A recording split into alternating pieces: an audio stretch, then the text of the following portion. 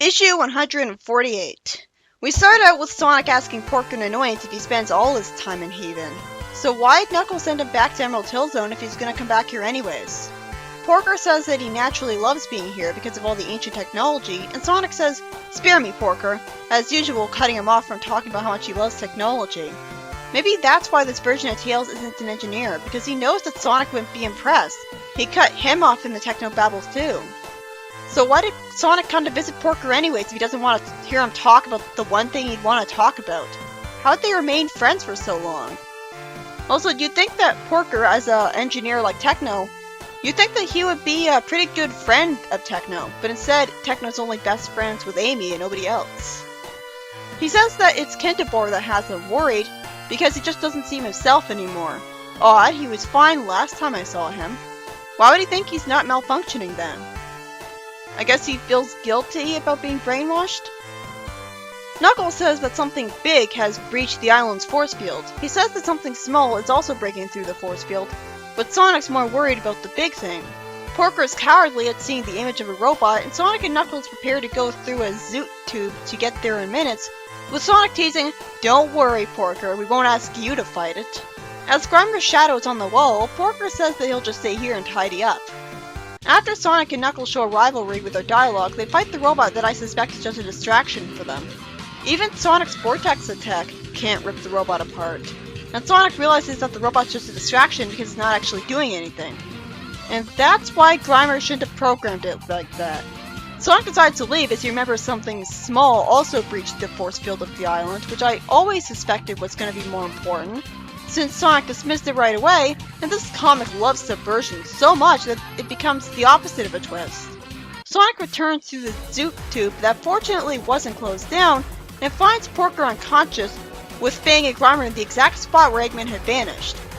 Fang brags about how he had shrunk their ship, and themselves, to the size of a sparrow to make the heroes not suspect them. He calls Porker a stupid pig, saying he didn't put up much of a fight, but instead of Sonic immediately hitting him for that, a panel is wasted. And then another panel is wasted. Sonic just stands there, watching Grimer's device light up. Grimer explains that Eggman's still alive, just shrunk to the size of an atom. Then he'd be dead by now, because there's no way he'd be able to regularly get food and water to survive at that size for that long. 2 years by this point. And how did they know that he was still alive? How did Grimer ever come to the assumption that he'd be still alive when he learned that he was shrunken? Why did he ever think to go here in the first place? Was he in denial? That's some deep denial. But since the comic's probably not allowed to actually kill Eggman off, I guess he'll have somehow survived through the power of bullshit anyways, instead of Grimer just being deep in denial. Sonic then wastes some panels and time because instead of attacking them right away, like a fast-thinking hedgehog would actually do, he just walks up to them, which lets Fang hit him with stun gas because he was a total dunce. This is so stupid. He was handed the idiot ball and made to act uncharacteristically just for this to happen, when he's normally smart, and they could have just heard him behind him and stunned him because of that or something. Sonic's supposed to be impulsive and quick acting. Why would he wait this long?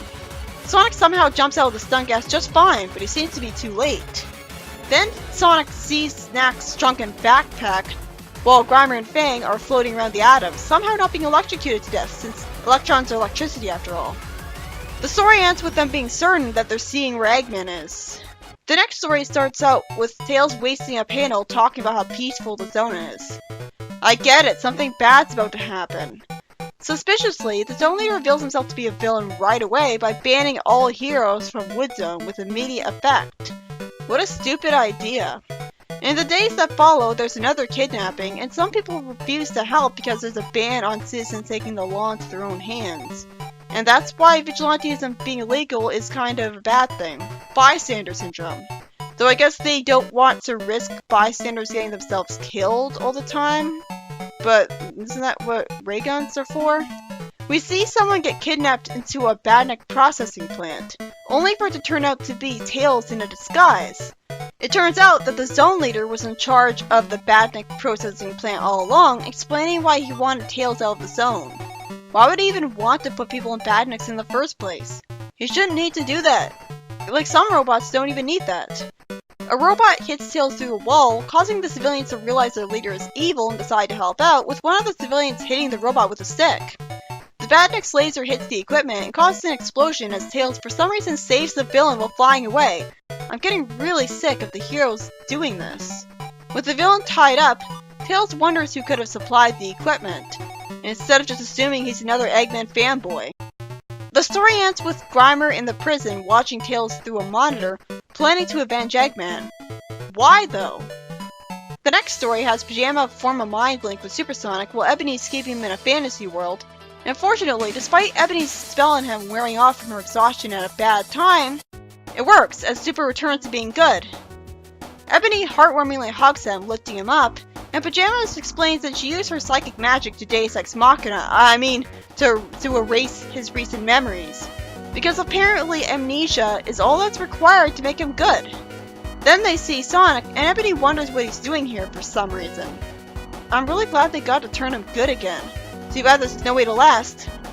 Ebony hides Super in an alley as Sonic asks where he went, since the readings from his machine show where he is. Then a cat comes out, and now his readings aren't showing anything at all. I guess she warped him away, switching him with a cat. Sonic leaves, and Super comes out of hiding, and Ebony explains that she cast a spell over that Meteor Sonic to lie to him. So she's an Electromage? Super lampshades that maybe he should just give himself up, again, because the next time he turns evil, he might hurt someone. Now he knows how Sonic used to feel. I guess this is karma for being his evil Mr. Hyde persona. It's pretty ironic that Sonic has all the snarkiness and yet the turned good personification of his destructiveness is nothing but nice. And the rest of the issue is just a reprint. The first two stories are by Lee Stringer. In the first one, Grimer and Fang get into Angel Island by shrinking themselves in their spaceship. I guess it would make sense that Grimer would be working with Fang since he can shrink, and he shrunk himself into the side of an atom once. So who else but him would know how to save Eggman? But how did Grimer and Fang even meet up? Must have been really convenient that they stumbled into each other. They send a robot as a distraction for Sonic and Knuckles. This is where the contrivances come in, making the whole story fall apart. The robot shouldn't have been programmed to not do much because that was a dead giveaway to Sonic that it was just a distraction and he would have never figured it out otherwise. Sonic had several seconds of an opportunity to just spin dash at Grimer and Fang while they were trying to shrink themselves to save Eggman. And what does our fast-acting hero do? Nothing. He just stands there like a dope listening in and walks up to them. We could have had this happen much more naturally. We could have had Grimer and Fang shrink themselves long before Sonic would get to them at all.